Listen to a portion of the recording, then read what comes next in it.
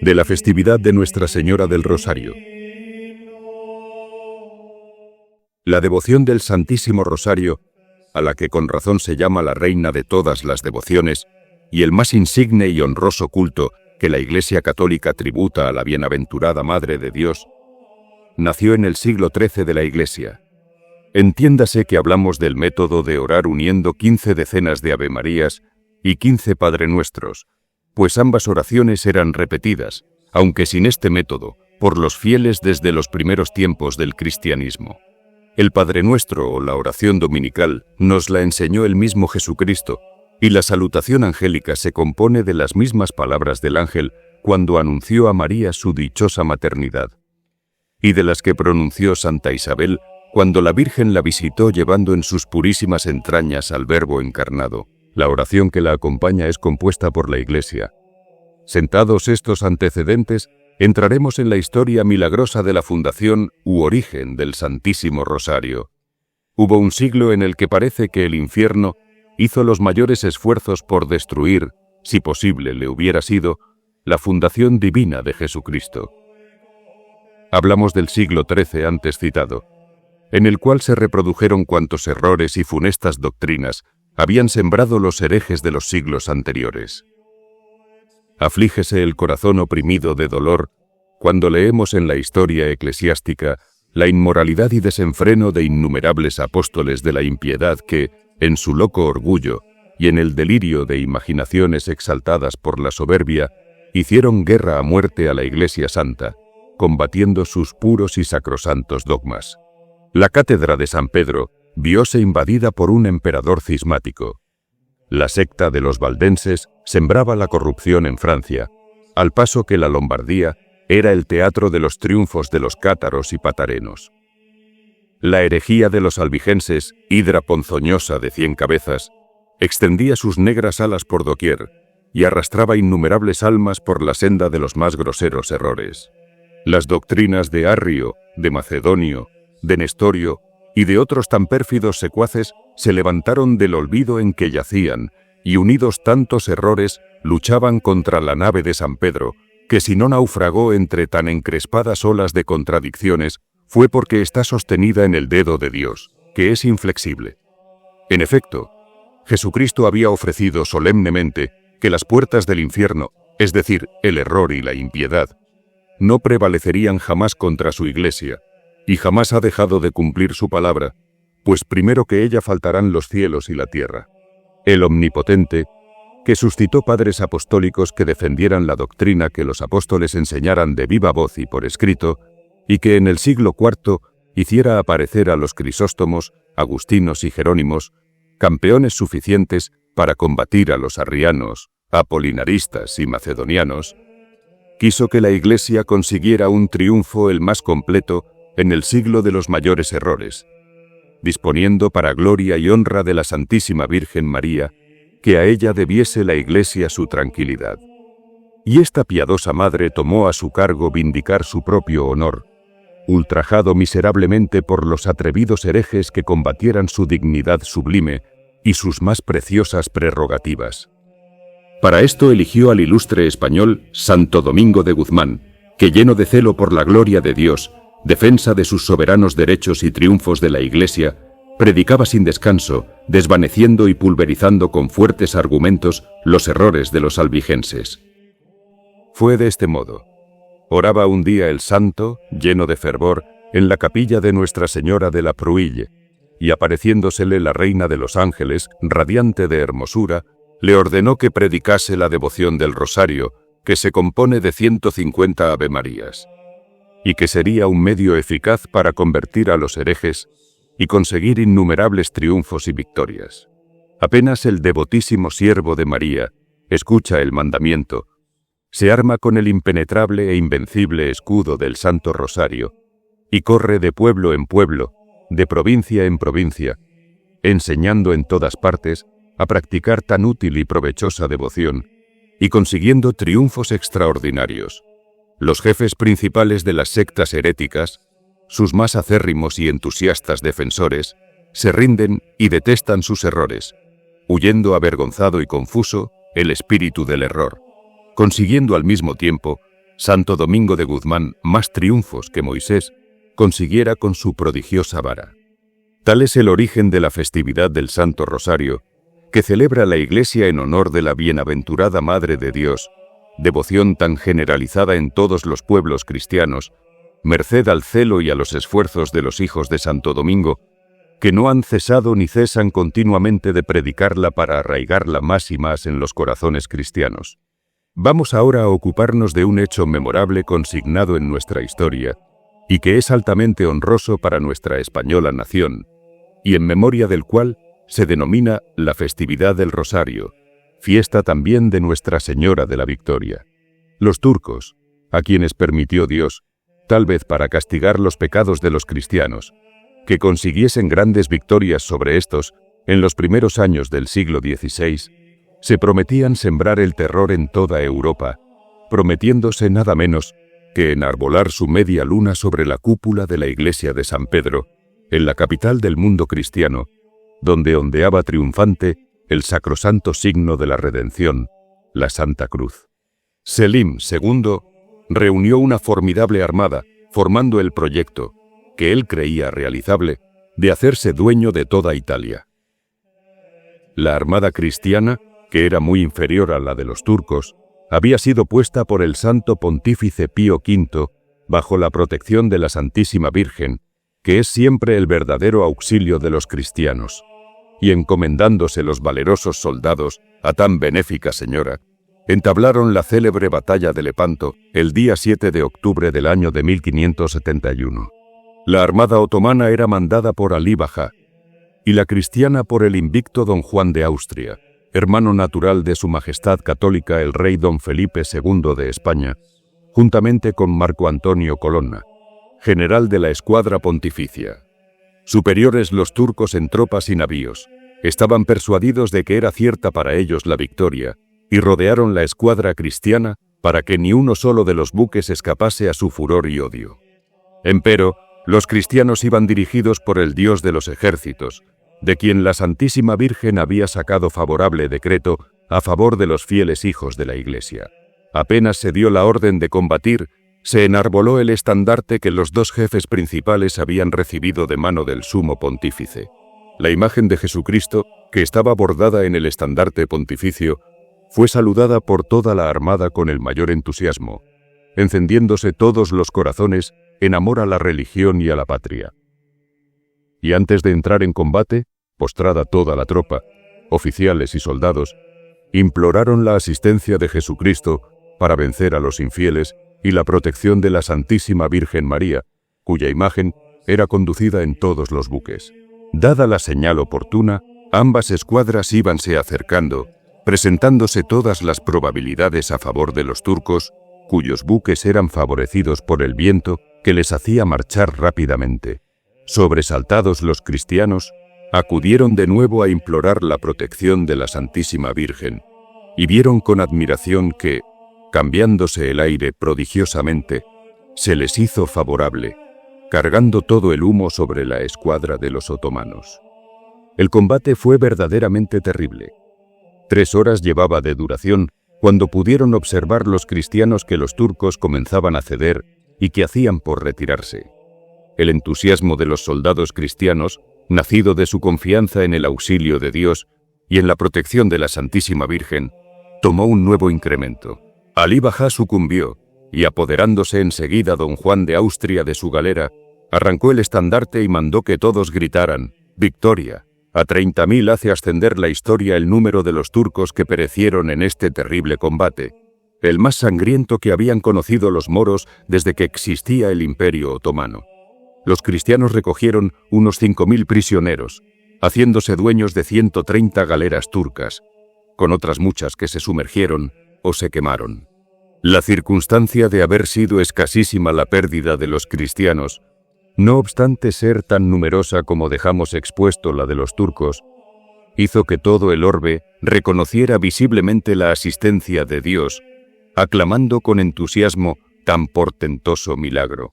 Al mismo tiempo que los cristianos conseguían tan señalado triunfo, tuvo revelación del feliz suceso el Santo Pontífice Pío V, y tan persuadido quedó de que había sido efecto de la particular protección de la Santísima Virgen María, que instituyó esta fiesta con el nombre de Nuestra Señora de la Victoria, como lo anuncia el martirologio en estos términos.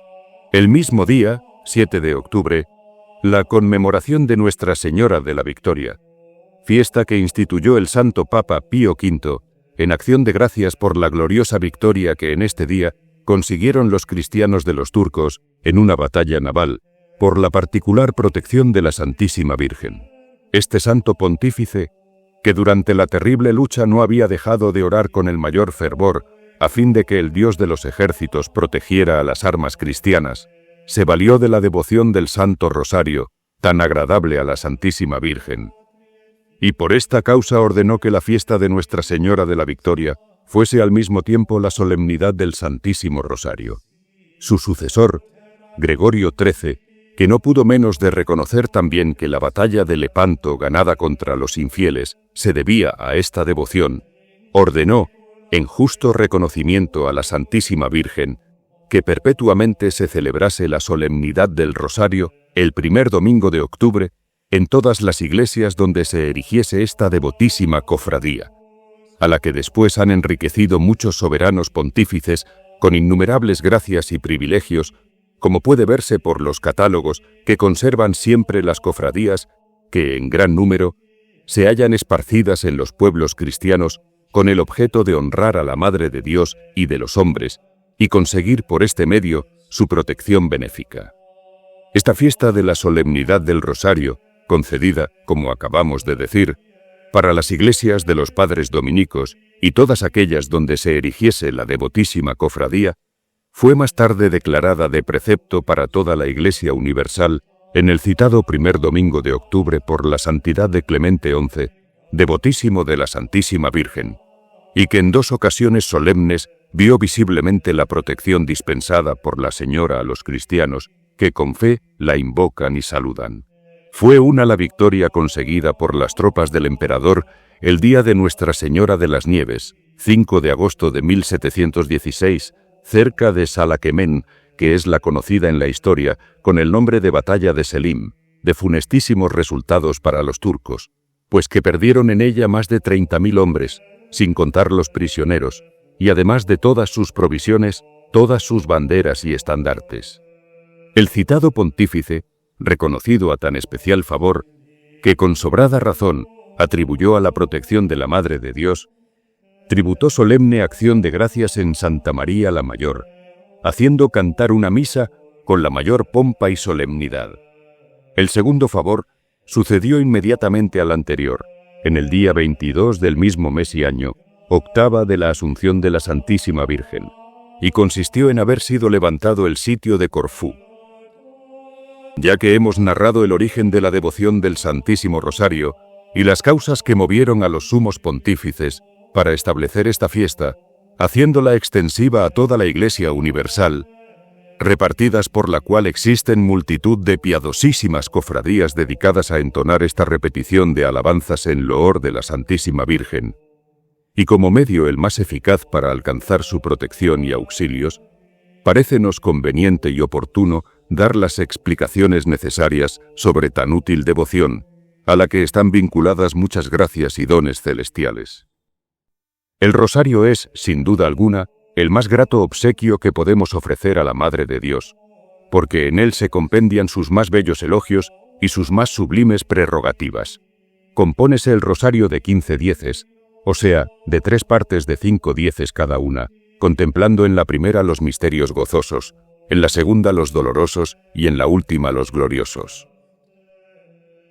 De este modo, el devoto de María, que con la atención y devoción debidas reza el Santo Rosario, recorre los grandes misterios que antecedieron, acompañaron y siguieron a la encarnación del Divino Verbo en las purísimas entrañas de la Virgen María, excitándose con tan provechosas meditaciones los más nobles afectos de amor y de gratitud hacia el Redentor amabilísimo de la humanidad y hacia la Virgen purísima, cuyo virginio vientre fue su templo y su tabernáculo.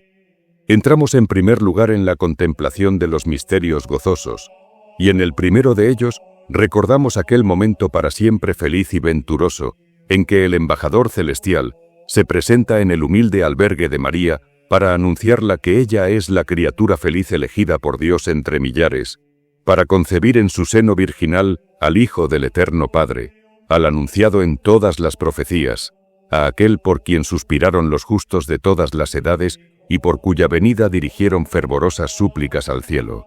El ángel Gabriel la saluda llena de toda gracia y la aclama Madre de todo un Dios. Meditando este misterio capital, digámoslo así, de nuestra religión, ofrecemos en su reverencia a la Santísima Virgen el primer 10 del Rosario. Entramos enseguida en la meditación de la visita que la Señora hizo a su prima Santa Isabel, llenando de gracia al santo precursor de Jesucristo, que dio saltos de alegría en el vientre de su madre. ¿Cómo no recordar entonces aquel espíritu de caridad que la movió a emprender tan penoso viaje?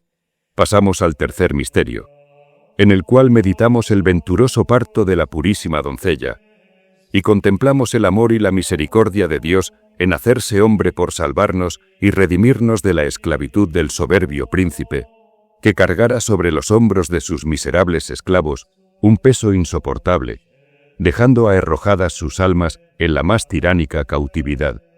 Felicitamos a la feliz y bienaventurada criatura, que habiendo sido libre, por un privilegio singular y a ninguna otra criatura concedido de tal cautividad, fue encontrada digna de ser Madre de Dios. Al hacer esta meditación, viene a nuestra mente el gozo que experimentaría la bella Virgen de Judá al ver a su divino recién nacido, a quien en el momento adora reconociéndole Dios y hombre verdadero.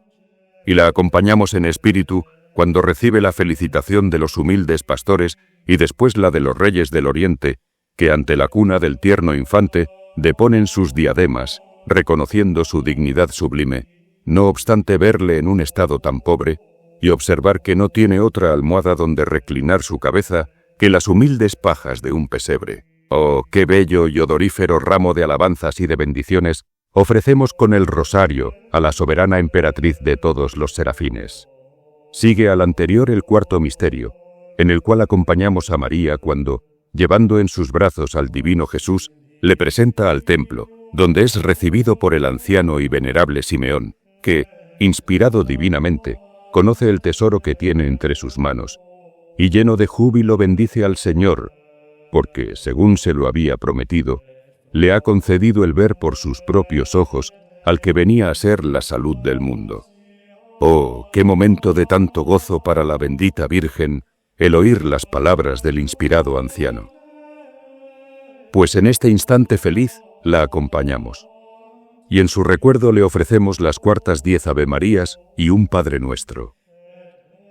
Por último, es objeto de nuestras meditaciones en el quinto y último misterio gozoso, la alegría que experimentó en su alma la Santísima y amante Madre de Jesús, cuando, habiendo perdido a su Hijo en Jerusalén, le encontró en el templo, arguyendo con los doctores de la sinagoga y confundiéndoles con su enseñanza divina. Y en efecto María, que sabía que la cabeza de su amado Hijo era el centro de la sabiduría eterna, ¿qué gozo tan inexplicable no recibiría? ¿En qué placer no se vería anegada su alma cuando le contempla y le mira en medio de aquellos hombres, reputados por sabios en el mundo, haciéndoles conocer que nada es la sabiduría del hombre ante la sabiduría de Dios? Tales son las meditaciones a que nos dan lugar los misterios gozosos. Pasemos ahora a examinar lo que se contiene en los misterios dolorosos que meditamos en la segunda parte del Rosario. Son los misterios de nuestra redención, que no deben apartarse un momento de nuestra imaginación. Son misterios grandes que no pueden menos de excitar tiernos afectos de gratitud, a menos que no tengan el corazón endurecido como la piedra. Justo es que, si hemos acompañado a María en los momentos de sus mayores gozos, la acompañemos también en los días de sus agudos e intensos dolores. Nuestra consideración en el primero de los misterios dolorosos va dirigida al huerto de Getsemaní, donde un Dios hombre ora amargamente a su eterno Padre y vierte un mar de lágrimas. La traición del perverso e ingrato apóstol, que le entrega en manos de sus enemigos con un ósculo de falsa paz. El modo inhumano con que es preso y fuertemente atado con sogas y cordeles, es el objeto compasivo de nuestras meditaciones en el primer misterio. Después pasamos a presenciar el cruel tormento de la flagelación. El que es omnipotente, el que de sus manos tiene pendientes las llaves del infierno y de la muerte, el que no tiene semejante en el poder, el que pudiera destruir en un momento a todos sus enemigos, el que es santo e impecable por naturaleza, sufre, cual si fuera el más criminal de todos los mortales, los crueles azotes que el furor judaico descarga sobre sus espaldas. ¡Oh! ¡Qué obsequio para María el dedicarnos a la meditación de estos misterios de la redención, en los que tanto padeció el Hijo y fue atormentado el corazón de la Madre! Sigue el tercer misterio, que es el de la coronación de espinas. ¡Qué recuerdo para el mundano, que corre afanoso en busca de las coronas que ofrece el mundo a sus seguidores y que son compuestas de flores que se marchitan! Vemos en este misterio al divino Salomón coronado, no como aquel otro rey de Israel con la guirnalda que le tejiera su madre en el día de sus desposorios, sino con la corona de punzantes espinas formada por los hijos de la ingrata y perversa sinagoga. Sigue a la anterior la contemplación del paso de la cruz a cuestas, y contemplamos a la Virgen Purísima en aquel trance tan amargo para su corazón, en que encuentra a su divino Hijo agonizante en la calle de la amargura, bajo el peso enorme de la cruz, donde lleva los pecados del mundo todo. Y por último, asistimos en espíritu al Calvario para presenciar la crucifixión del Redentor amabilísimo de la humanidad, siendo objeto al mismo tiempo de nuestras meditaciones la constancia y valor de la Santísima Virgen, que después de haber presenciado el cruento sacrificio, permanece inmóvil cabe la cruz donde pende el sagrado cadáver de su divino Emmanuel. Tales son las meditaciones a que nos dan lugar los misterios dolorosos del Santo Rosario. ¿Y cómo María no ha de escuchar benignas nuestras súplicas? ¿Cómo no aceptará nuestras peticiones y ruegos cuando van basados en la contemplación de tan grandes misterios? ¿No será pues el rosario la devoción más eficaz, al tiempo mismo que la más agradable a la Madre de nuestro Dios? Empero, entremos por último al examen de los misterios gloriosos que se meditan en la tercera y última parte del Santo Rosario. Aquí el corazón vuelve a alegrarse. No son ya materias de dolor ni aflicciones para María. Son sí de gloria y de alegría. El primer objeto de nuestras meditaciones es Jesucristo, valeroso león de la tribu de Judá, que triunfante de la muerte, sale glorioso del sepulcro al tercer día de su muerte, y se presenta a su divina Madre, para que, concluyendo su dolor, se llene de regocijo. Con cuánto amor no deberemos felicitar a la Santísima Virgen, que después de haber sufrido los más crueles dolores durante la pasión y muerte de su divino Hijo, y haber experimentado la más amarga y triste soledad, tiene el inefable consuelo de ver a su divino Hijo, no ya entre sus implacables enemigos tratado con el más cruel rigor, sino triunfante y glorioso. En efecto, María ve a su Jesús amado, no ya coronado de espinas ni pendiente del madero de la redención, sino victorioso. Y su alma se llena del más puro gozo y de la más inefable alegría. Y por esto la felicitamos y tomamos parte en su regocijo, ofreciendo en memoria y reverencia de este primer misterio glorioso 10 Ave Marías y un Padre Nuestro. Hecha esta consideración, entramos en la del segundo, que es la admirable ascensión de Jesucristo a los cielos, al tiempo mismo que nuestra imaginación se fija en el Redentor amorosísimo de nuestras almas y se dilata el corazón dentro de nuestros pechos, viendo abrirse las puertas de los cielos para recibir a Jesucristo, que las deja abiertas para los hombres, que habían perdido el derecho al cielo por el pecado. Acompañamos al mismo tiempo a María, que tuvo la dicha de presenciar la ascensión del Señor, siendo tan grande su consuelo al verle partir para su Padre, como extraordinario había sido su dolor al verle antes en manos de sus implacables enemigos. Qué gozo tan inefable experimentaría el corazón de la Reina de las Vírgenes, al ver a su divino Hijo arrebatado por una nube y atravesando los espacios para ocupar en el empíreo la diestra de su eterno Padre. En aquel instante, contemplaría la gran misericordia de Dios en favor de las miserables criaturas. A vista de aquella subida tan gloriosa, agolparíanse a su privilegiada imaginación su nacimiento humilde en la pobre gruta de Belén, la persecución que de Herodes sufrió en los primeros días de su vida entre los hombres, viéndose precisado a huir al Egipto, país inhospitalario, para evitar caer bajo la espada de sus soldados. Los insultos que recibiera en los tribunales, las espinas, los azotes, la cruz, los clavos, todo estaba presente a aquella amantísima madre, y no puede menos de llenarse de un consuelo inefable al ver al hijo de sus entrañas, que había sido objeto de tanta multitud de oprobios y tormentos, ya fuera del alcance de sus enemigos, subiendo al cielo rodeado de ángeles que forman su corte y coronado de victorias. En reverencia, pues, de este misterio, ofrecemos a María Santísima las segundas 10 Ave Marías y un Padre Nuestro de la tercera parte del Santo Rosario, cuyos misterios venimos explicando. Después de haber felicitado a la Reina de los Ángeles por este triunfo de su Divino Hijo, entramos en la contemplación del tercer misterio glorioso, que es la venida del Espíritu Santo sobre el colegio apostólico, para comunicar a aquellos varones escogidos para la propagación del Evangelio la ciencia más sublime, el don de lenguas y de persuasión que les había de servir para extender por todas partes la nueva religión del crucificado. En el cuarto misterio contemplamos el dichoso tránsito y apacible muerte de María, y la vemos en espíritu remontarse al cielo, donde recibe el premio merecido a sus altísimas virtudes. ¿Cómo no recordar, al hacer esta consideración, los merecimientos de esta singular criatura, en la que después de Dios los cristianos ponemos nuestra esperanza? Con cuánto gozo de nuestros corazones le damos el parabién al verla remontarse al cielo en brazos de su amado. Empero aún se arraiga más y más en nuestros pechos el amor y la devoción que profesamos a la bienaventurada corredentora de la humanidad, cuando en el quinto y último de los misterios gloriosos es objeto de nuestras meditaciones su coronación por Reina de los cielos y de la tierra, de los ángeles y de los hombres. En efecto, trasladándonos con nuestros espíritus a la morada de Dios, observamos a toda la Beatísima Trinidad coronando a la angélica criatura, a quien el Eterno Padre aclama hija, el Divino Verbo, madre, y el Espíritu Santo, esposa.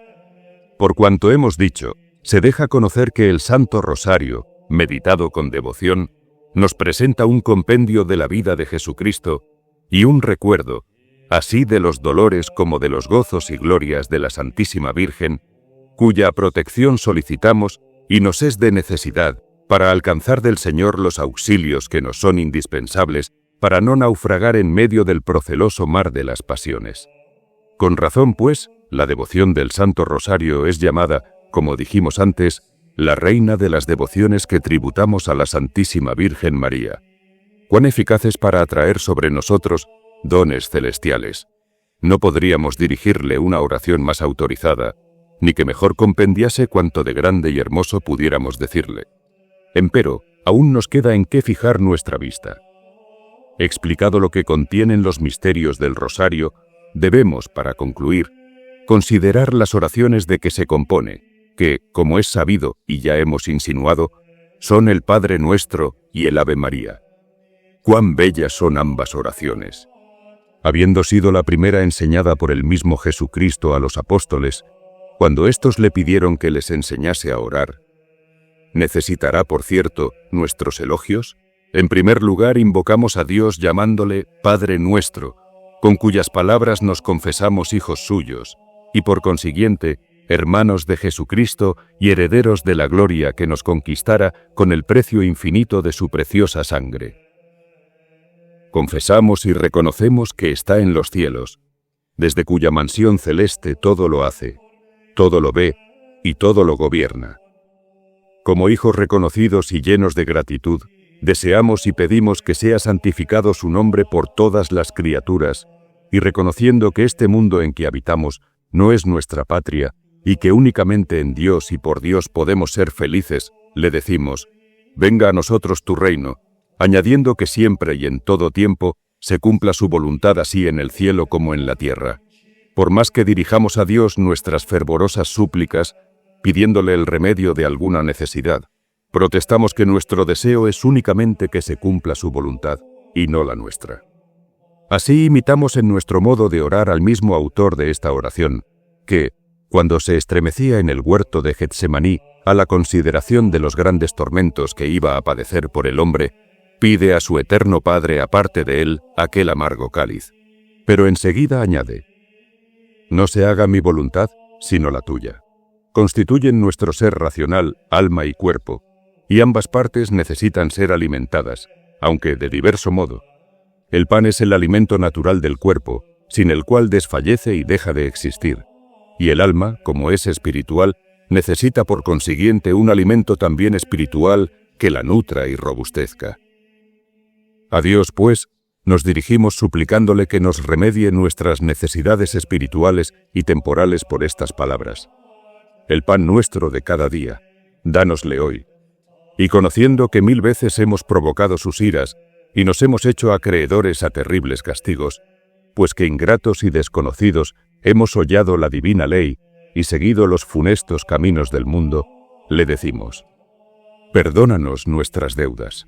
Y siendo necesario para recibir el perdón haber perdonado, pues es constante que con la medida que midiésemos hemos de ser medidos, perdonamos a aquellos de quienes hemos recibido agravios y añadimos: así como nosotros perdonamos a nuestros deudores. Por último, siendo tan grandes y terribles los peligros del mundo que de continuo nos rodean, estando acometidos por enemigos formidables que trabajan por hacernos caer del feliz estado de la gracia y aprisionarnos en el pecado. Siendo tan terribles las batallas que nuestras propias pasiones sostienen contra nuestro espíritu, necesitamos el auxilio del Señor a fin de conseguir el triunfo de tantos contrarios, y por esto le rogamos que no nos deje caer en la tentación y que nos libre de todo mal. Amén. Imposible de todo punto sería formar una oración más misteriosa, más significativa y más grata a los divinos ojos del Señor, pues que en pocas palabras formamos una bella guirnalda de alabanzas y peticiones, tan bella y hermosa como compuesta y enseñada por el mismo Jesucristo, para que de ella nos sirviéramos cuando quisiéramos orar. Búsquese, por lo tanto, una oración más autorizada, y se buscará un imposible. ¿Y qué diremos de la salutación angélica que repetimos 50 veces en cada una de las partes del rosario? ¿Podremos numerar los misterios y grandezas que encierra? Los padres de todos los siglos han empleado sus plumas en bendecir el nombre de María, en cantar sus grandezas, en referir y celebrar sus extraordinarias prerrogativas. Pero cuanto ha sido dicho de esta mística ciudad de Dios por tan sublimes ingenios, se haya comprendido en el Ave María. Nada más bello, nada más grande, nada más sublime que esta oración que con tanta repetición la dirigimos. Sus primeras palabras hacen temblar al infierno y confunden a los imprudentes y atrevidos herejes que no quieren que saludemos a María con la salutación angélica. Empero, nosotros levantamos nuestra voz, y a presencia del cielo y de la tierra, repetimos aquellas palabras que el embajador celeste dirigiera a la Purísima Virgen, cuando se presentó ante ella, con el objeto de anunciarla su dichosa maternidad. Con cuánto regocijo repetimos: Dios te salve, María. Al saludarla de este modo, unimos nuestra voz a la del arcángel San Gabriel, y con él le damos el parabién por haber encontrado gracia en los ojos del Señor y haber sido elegida entre millares para concebir, por virtud divina, al divino Verbo que venía a salvar a la humanidad. ¡Qué felicitación más justa! ¡Qué expresiones más propias para manifestarle nuestros dobles afectos de amor y de gratitud! Al dirigirnos de este modo a la felicísima María, queremos decirle: Dios te salve, bienaventurada Madre de nuestro Dios. Dios te salve, oh contraposición admirable de la Eva del paraíso. Dios te salve, purísima criatura, hermosa más que Esther, prudente más que Abigail, valerosa más que Judith, esforzada más que Débora, y más que ninguna otra criatura, colmada de gracia y de virtud. Dios te salve, oh María, pues por tu obediencia remediaste el mal que Eva causara a la humanidad por su infidelidad y desobediencia. Dios te salve, pues que nos diste la vida produciendo al inspirado Salvador. Llena eres de gracia. Oh, Qué palabras de tanto consuelo para el cristiano, como terribles para el infierno. Al salir de nuestros labios, estremécense los moradores de las mazmorras infernales, enmudece la herejía y huye avergonzado el impío. Sí.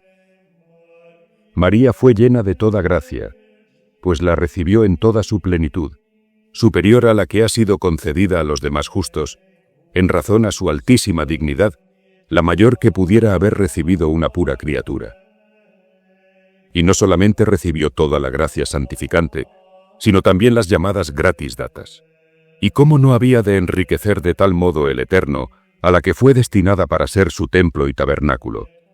Si fue tan pródigo en dispensar su gracia y sus favores a los justos, que vivieron en la observancia exacta de su ley, ¿cómo no había de derramarlas, no poco a poco, sino de una vez, con la privilegiada criatura a la que ninguna otra excedió, ni aun igualó en justicia, y que fue concebida sin mancha del pecado original?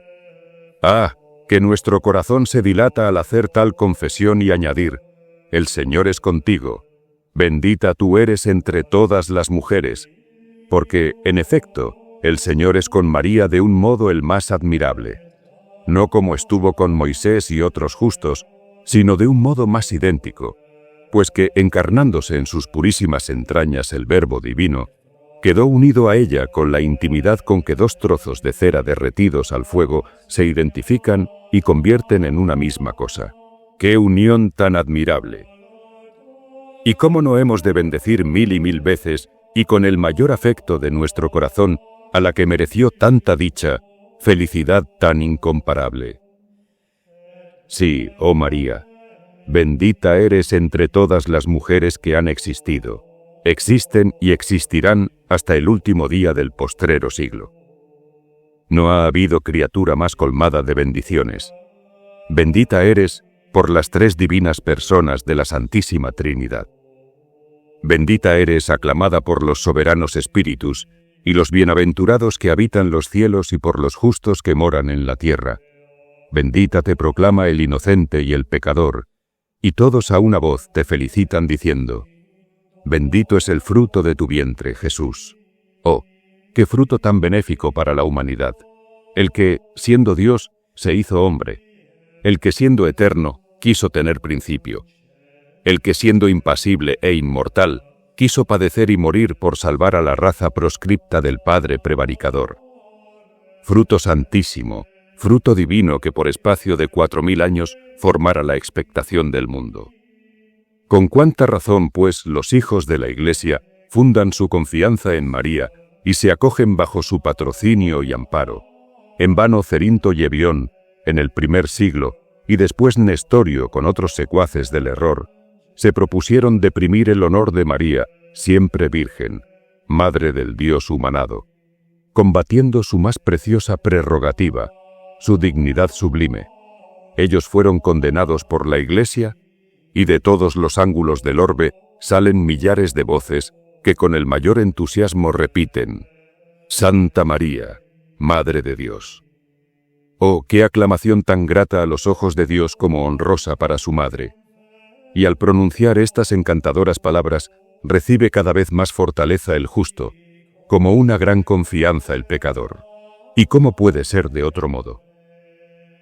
Nosotros llegamos a María con la confianza de hijos, porque sabemos que ella es nuestra madre.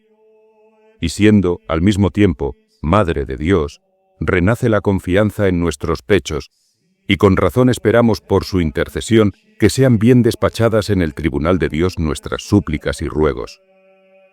Por esto, llenos de confianza, le dirigimos nuestros votos exclamando: ruega por nosotros, pecadores. Y María, que es Reina de Misericordia, que se complace en dispensarnos beneficios, que pone continuamente en juego el poder de intercesión que le ha sido concedido, a fin de alcanzarnos del Señor sus divinos auxilios, acepta nuestras súplicas, escucha benigna nuestras voces, y en premio de nuestra devoción hacia ella, nos reparte benignamente las gracias que su divino Hijo deposita en sus virginales manos. Dichosos aquellos padres de familia que, persuadidos de la obligación en que están de dirigir a sus hijos por caminos rectos, enseñándoles a vivir en el santo temor de Dios, reunidos con ellos, dirigen a María diariamente la preciosa guirnalda de alabanzas que forma el Santo Rosario. Ellos ven descender las bendiciones de Dios sobre sus casas y familias, pues que María, según se lo pedimos, intercede en nuestro favor y ruega por nosotros ahora, que vivimos rodeados de peligros y combatidos por las pasiones y en la hora de nuestra muerte. ¡Oh, cuánta felicidad! ¡Qué dicha tan inexplicable! Oh Dios, cuyo Hijo unigénito, por su vida, muerte y resurrección, nos alcanzó los premios de la salvación eterna. Concédenos, te suplicamos, que al meditar estos misterios del Santísimo Rosario, de la Bienaventurada Virgen María, imitemos lo que contienen y alcancemos lo que prometen. Por el mismo Cristo nuestro Señor. Amén. Nuestra Señora del Santísimo Rosario ruega por nosotros. Dos banderas. Ad maiorem Dei gloriam.